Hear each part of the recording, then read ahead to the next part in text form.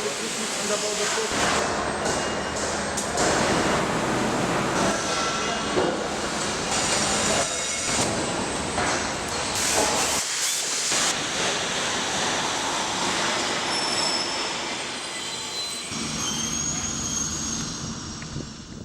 cladding of the dome is made up of 4 outer layers and in addition to 4 inner layers. Each layer is comprised of stars, what we call them stars, of different sizes. Together, when all the layers are put on top of each other, they form the rain of light, which is part of John Nouvel's vision.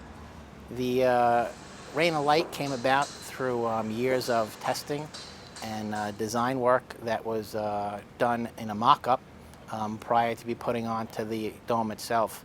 And that took about 4 to 5 years, which a lot of you probably saw. It looked like a big pyramid out on here with the big name of the rain of light on the top of it. The design was done in Austria by Wagner Bureau, the dome contractor, with a lot of work back and forth with the architect AJN in Paris. The structural part of the cladding is aluminum extrusions. The dies were made in Austria and brought to the UAE for fine tuning. So they extruded the aluminum through these dies, and they have a stainless steel cladding that's configured into them. The stainless steel came from South Africa.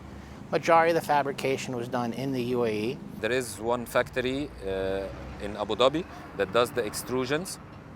After the extrusions, it goes to the second phase, which is the powder coating, to give the aluminium profiles the required finish as per the architect's vision. The third part of the fabrication stage would be the cutting and the assembly of the actual stars itself.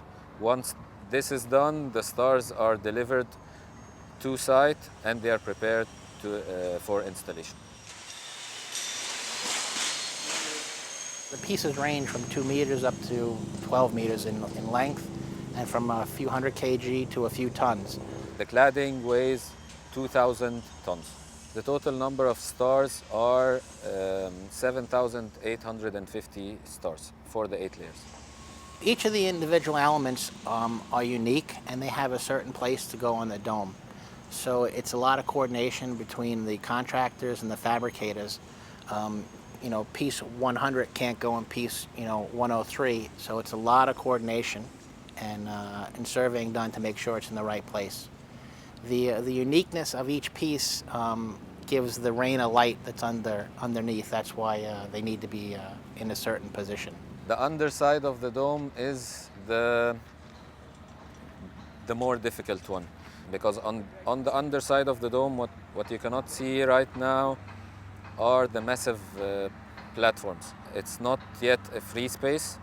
There are all of the temporary support towers that used to carry the dome before it was connected together. And there is no crane access. In addition, that here on the top layer, the dome cladding is resting on the dome structural elements, while for the inner cladding, it is hung from the steel structure. It's more difficult because you don't have crane access inside. So it's basically a manual job. Normally in any project we will have concrete and finishes and MEP, while here we have 5 challenges instead of 3 that you might find on another job. The 2 extra challenges we have are the marine works and the dome itself.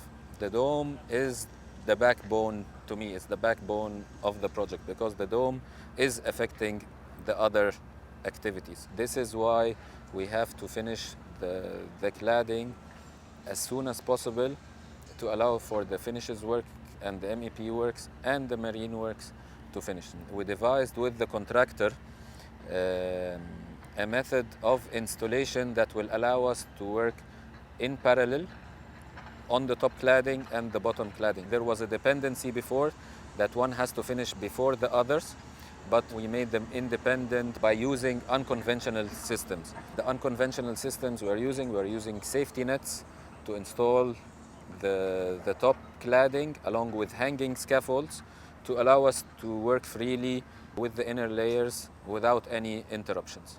In early December, we lowered the dome into its final position, and that allowed us to take away a lot of the temporary supports that held the dome up. Now the dome is resting on the 4 piers. It's a big coordination. The coordination goes down to the finishes of the plaza as we take away all the towers that used to hold up the dome, now hold up the crash deck.